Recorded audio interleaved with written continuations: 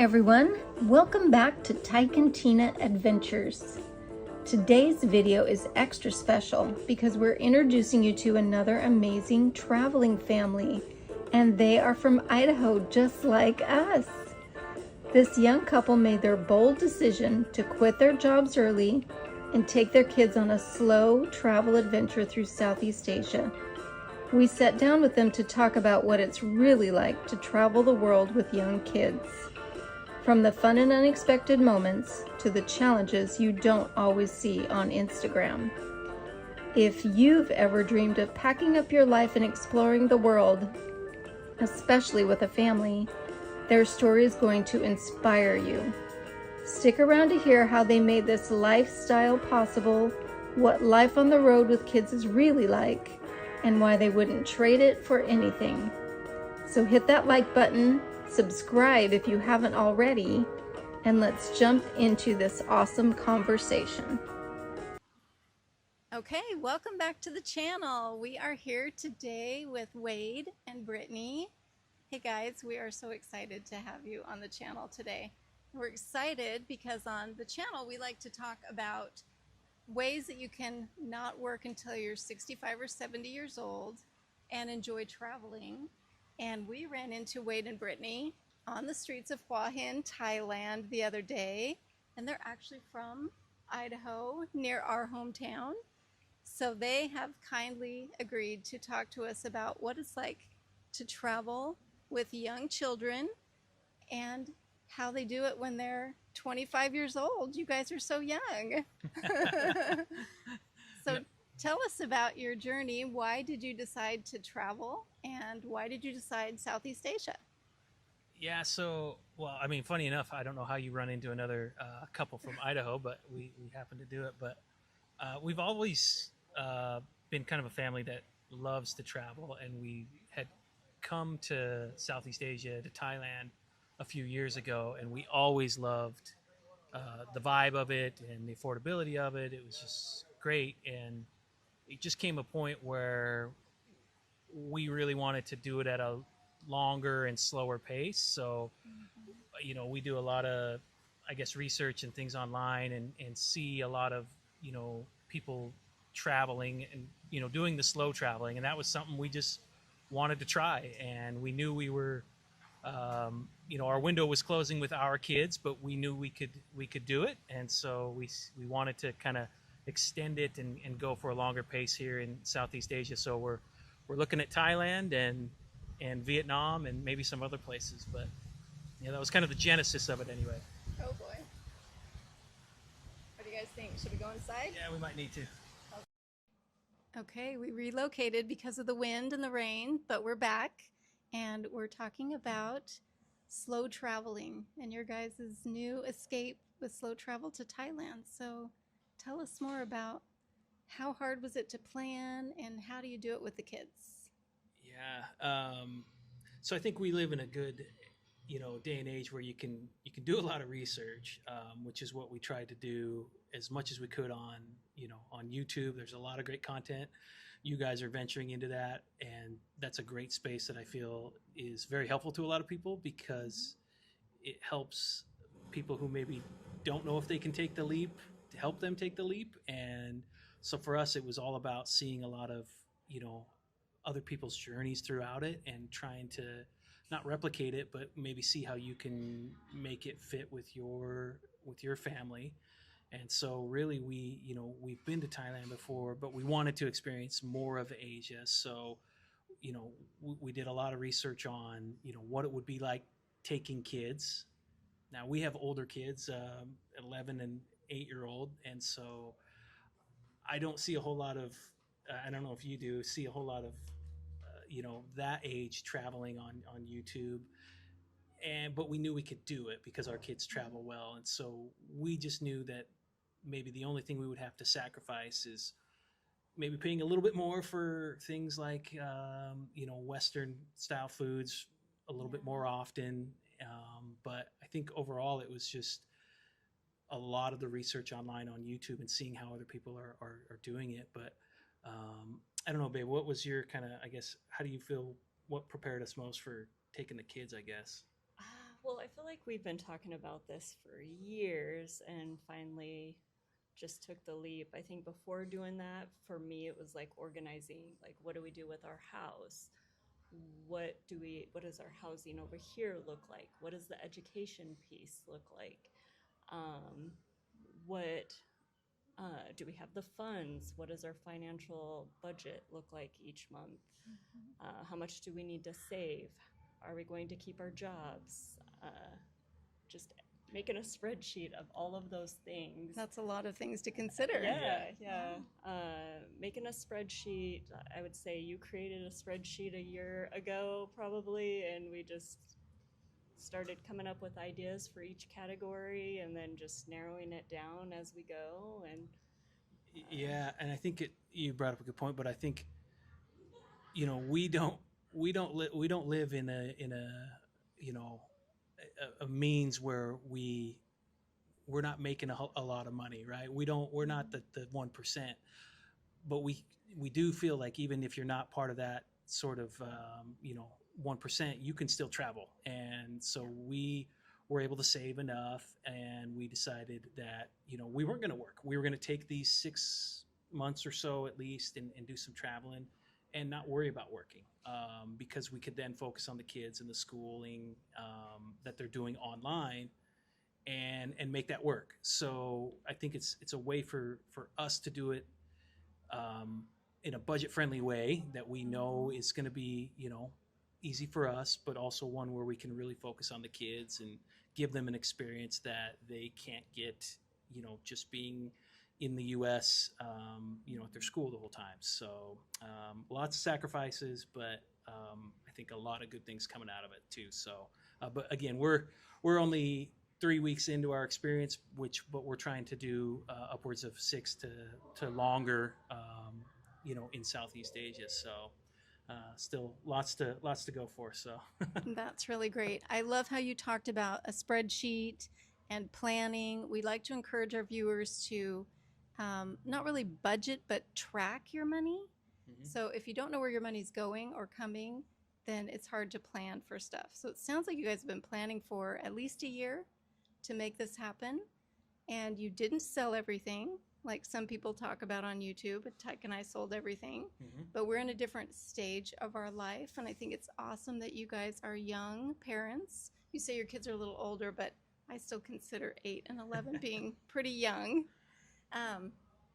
So how hard was it? You talked about difficulties like giving things up. How hard was it to plan for the last year? Was it exciting? Was it like, when is this day ever going to get here? Yeah. I think it makes me teary eyed.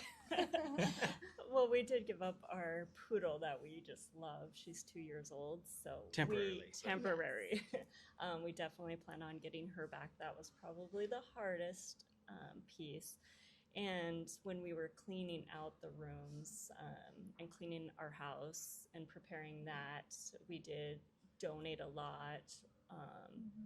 We also packed it up for our return, or we left it, and that was really hard for our kids to go to their bedrooms and it not be the same bedroom because we took everything out of it that they're used to having in there. Yeah, I think with them being a little bit older, they recognize more of like what's going on. So kind of working through that mentally with them.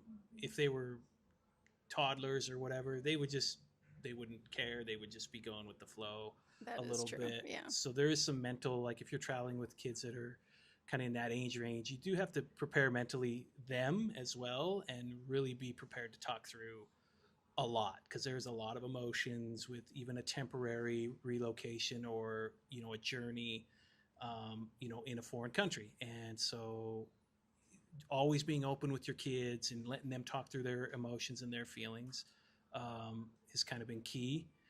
Brittany said, yeah, we didn't sell everything. We did sell one vehicle to help subsidize a little bit, just to be safe.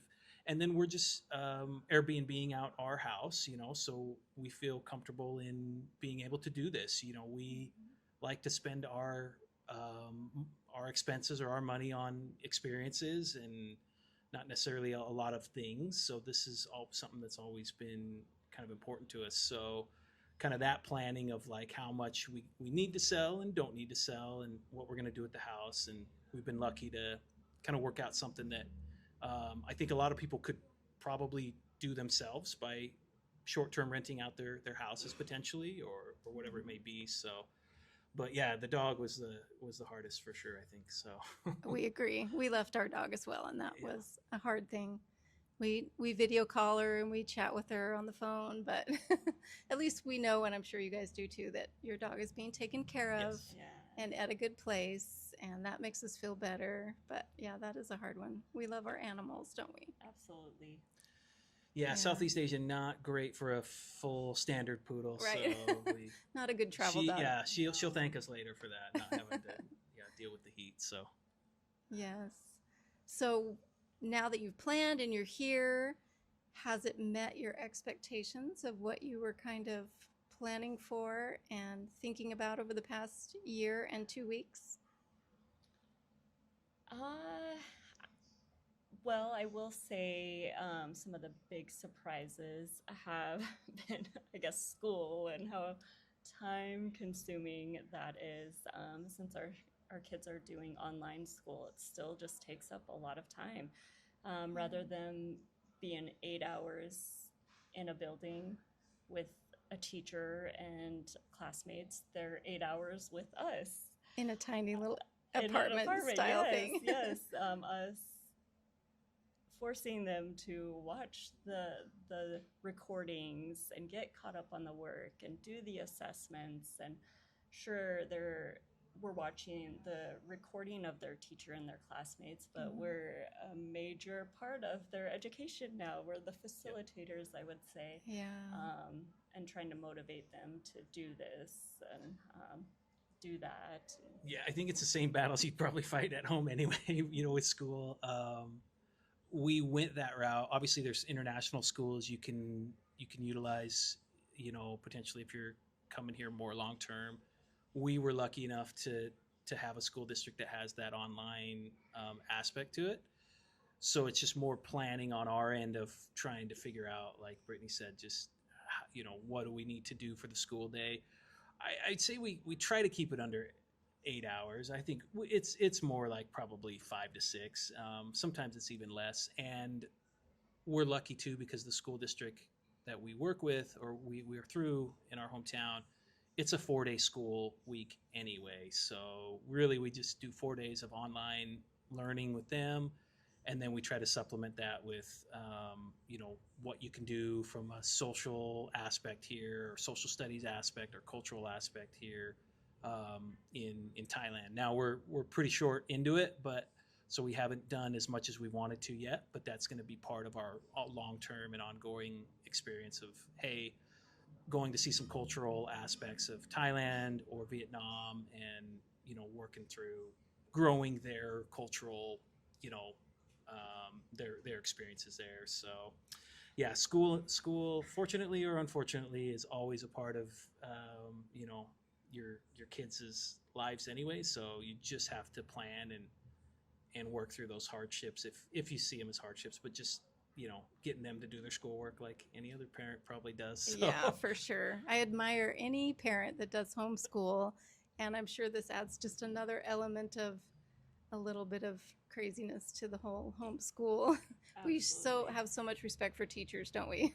Yes, absolutely. I was a teacher for a short amount of time, but yes, I 100%, especially online. It's very hard. It's very hard. So, Yeah. But it's a great tool that we've been able to utilize and take advantage of.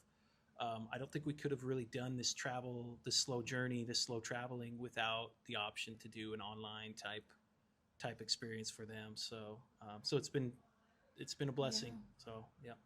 And I will say, I think I imagine my kids being more motivated to stick with it throughout the day so we can hurry up and go do something. But they're motivated by different things. They still like to drag their feet. Yeah. Yes. So it's like, 5 hours of like, let's do this, rather than like sending them off to school and picking them up. Yeah. Like we're on this journey now with them. Yeah. So. So what other things do you want to tell people who are interested in doing the things that you are doing successfully? What kind of advice or takeaways do you have for the viewers? I'll just say that it's if you're on the fence, if you're on the fence, just do it. It's one of those things where I hope, if nothing else, that it teaches them that it's okay to take risks if it's something that you feel is passionate, something that you're passionate about or you'd really like to accomplish. I hope they see, our kids see it as something that's beneficial to them, and that it's okay to take a risk in life. And so for me, more than anything, I want to encourage people, or hopefully it motivates people if they're on the fence, to say, let's do it. You only get one chance at it, potentially. Maybe some people are lucky enough to do this on a more regular basis.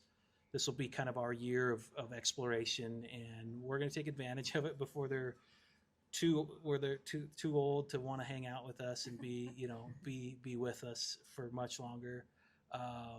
And so I think that advice is just plan, be adaptable, take a risk, but be adaptable, because it never goes quite like you think it's going to, and that's okay. That's part of the journey. So just be adaptable.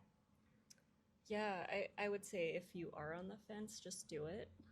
I feel like we got to a point where it was like, let's just quit talking about it and let's just do it, see how it goes. And we can do it again sometime if that's something we choose to do. And we'll be better prepared or not prepared for it, just depending on where we go and who's with us. But I will say this was like a goal for our family, and I'm glad we've done it. And even from the get-go, we got here and it was definitely not what I expected, like walking into our condo and not having some of the things that I'm used to right off the bat. And then like Wade went to get pizza and then forgot his money, or so just all the things that happen. You're already really tired from traveling, then you get to a place where it's just totally different. The expectations are a little bit different, and you just learn to adapt. And I think we're just reflecting that with our just living, and hopefully we're handling it well so that our kids can handle it. And I think I think it's one of those things where, obviously, if you're on the fence, but I always think of it too as like there's a few different levels of how you can travel. There's kind of like that luxury high end, and there's kind of that backpacker mentality where it's low budget and things like that. There's a lot of opportunities in our world now where it's kind of that middle range that you can take advantage of, and it's not going to break the bank, and it's going to really kind of enrich your your life, I hope. And I love the idea of the slow traveling. We've always done traditional vacations where it's 2 weeks and whatever. Well, that's all you get to do when you're working full time, right? And you guys have both decided to quit your jobs. Like you can always get another job, right? Yep. We're not married to our careers. I think our family always will come more ahead of that. So it was one of those things where we'll worry about that later. We it's always going to be a little bit of a worry, but we're not. It's not something that's so stressful that we can't overcome it. And so the slow traveling really kind of lets you ease into it, let you settle in. We're going to be bouncing to stay 30 days in each location and get a feel for each area before we move on to the next. And so I feel like it will allow us to kind of get into the community just a little bit, see what things are important to the community, and experience it, and then go on to our next destination. So I love how we're doing it. And I definitely encourage people to do something similar if they can. So. Yeah. Well, I like that you said middle of the road, because I don't want to be a backpacker. Right. And I can't afford to be the luxury. Exactly. We might do it one night here or there just for fun, but we can't afford the full-time luxury. Yes. But this middle of the road is where it is, and that's where all the fun stuff happens. And I love your idea of slow travel. That's what we're doing too. We try to stay at least 30 days because it's cheaper. Yep. You can get the 30-day rate on the Airbnb instead of the 2-week rate. And it does cut your price down. So there's a lot of things that you can do, and then you don't have the travel expense from one country to the next, things like that. So that's awesome. I'm so excited to meet younger people that are doing this. So we've been trying to encourage people our age and older to stop working already. It's not what it's, it's not the end game. Just enjoy things. You don't have to have $1 million in your bank account to retire. And is Southeast Asia, is it because of the cost of living here that you chose to come to Southeast Asia? It's a factor for sure.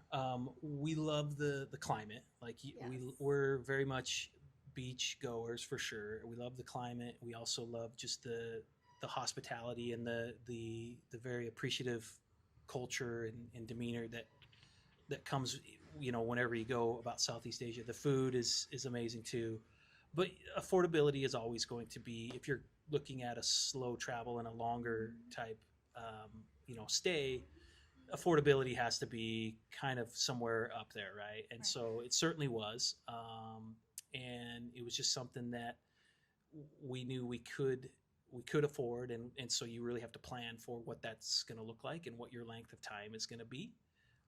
And so I would say it was probably, if not the second most important part, for sure. It wasn't the main thing. We loved Thailand from a family aspect and what it could offer, and the beaches and those things. But affordability for sure was something else. I'm not sure what your main draws were, but yeah, I would say we were just looking to get out, and this is a good place because of the affordability. I mean, we really wanted to do some traveling, so that's a plus. Yeah. And we had been here a few years ago and just loved it, so we knew we would. We felt comfortable, I guess, coming back here, so it wasn't something that it didn't feel completely new to spend 6 months. I don't know if I would go and spend. Again, there's some people that can backpack across, Asia or Europe or wherever, having never done it, right? I think we're one of those people that we want to check out the place first and see that it's okay. And so it checked all of our boxes, and we're just happy to make it more of a longer stay now. So that is so fun. Well, this was our first time in Southeast Asia. So we are one of those crazy people that just decided to jump in and do it without knowing what we were getting ourselves into, but we're so glad we did. Yep. It's been really fun. Yep. So you guys, is there any other bits of advice or anything that you've been wanting to tell the viewers about travel? I'll say, I guess, again, go outside your comfort zone. It's okay to treat yourself, like you said too. Every now and again, find some comforts from your home and hold on to those a little bit while you're traveling. But go outside your comfort zone as much as you can, and just be as adaptable and as you can. So we were lucky enough to find people from Idaho. I don't know if we'd ever probably have that situation happen. So it must have been serendipitous for sure. So I did say after that happened, I said, everything's gonna be okay. Like it was one of those things where it was like a sign where it was like, okay, yep, things will be okay. We ran into a couple from Idaho. There was just something about it at that time, us being, I think it was a weekend, it was just last week. And so things like that kind of point you in the right direction, and you just got to be adaptable and go with it. So, yeah. I will say that I think another surprise for me is just some of the sameness that there is here. Like our family dynamics, our kids still get bored and want to be on electronics quite a bit, and that's still a battle that we had in the States. So I envisioned coming here and we all getting enlightened and deciding that there's better things than electronics, but that's not always. Yeah, you don't change overnight for sure. Yeah, but. No, for sure. For sure. And then, just realizing that our motivations we're motivated a little bit by different things than compared to our kids, and also just being empathetic to our kids. I think we've been so driven, we're focused on this, and then we get here and we're like, we don't understand why you're not liking this place. So yeah, like Wade said, just addressing that and talking that through those situations, because it is hard. They while they like it here, they do miss home. So again, you always just have to talk. If you're bringing kids or traveling with your kids, you just have to continue to talk through it, cry through it if you need to. That's all part of the growing and the journey itself. And our son, he knows. He says, I know this is going to be really good. He said it's just hard, and you have to kind of go through that together sometimes. But this is a safe way for them to learn about kind of those struggles and those the ways that you grow. So yeah, it's a journey you got to take together, but it's not just rainbows and butterflies for sure. So yeah, it is just like living at home. People asked us, what are you going to do all day long? And I'm like, whatever we want. Yeah, but we still get up, eat breakfast, we go work out, we do our exercise, we take walks around the city, we explore. Sometimes we take a nap. We do the same things we would do at home. Sometimes we get bored. There's really nothing we can do right now. Maybe it's raining or whatever, but that would happen at home too. Yeah. So it's not a vacation. It's like your life in another area. Yeah. So I think that's what's hard for people sometimes to kind of wrap their head around, and it's hard for us as the individuals too to be in that space, because you want it to be like a vacation, like you said. And it's just life. Yeah, you absolutely do want it to be a vacation, but you also learn pretty quickly that if you treat it like a vacation, it will be very short, because you will run out of money for sure. So it is important to kind of live within your means and say you've got to take it slow for sure. Yeah. So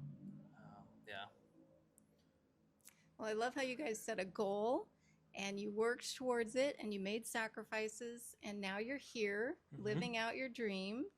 And I'm just so proud of you and happy that you're doing it. And I'm so glad that we met.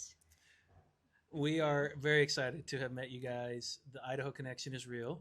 We're very much going to keep you posted on our travels and our journeys. I hope we'll see you again even before we leave. We're here for a few more weeks. So, but we're excited. And like I said, we have a friend coming to visit us, and they've taken some of the advice that you've given from some of your videos, and we're going to go check out some places that they'd like to potentially look at retiring or doing some things here in Hua Hin. So again, just one of those things where it was serendipitous a little bit. So we're excited to have met you guys, and excited to hear your journey too and see it. So we're so happy. And it's so fun to travel and meet new people and make new friends and just learn new things. So if any of you are thinking about traveling, take our advice, just do it, just go for it. What could possibly go wrong? Yep. Thank you guys so much. You betcha. Thank you guys.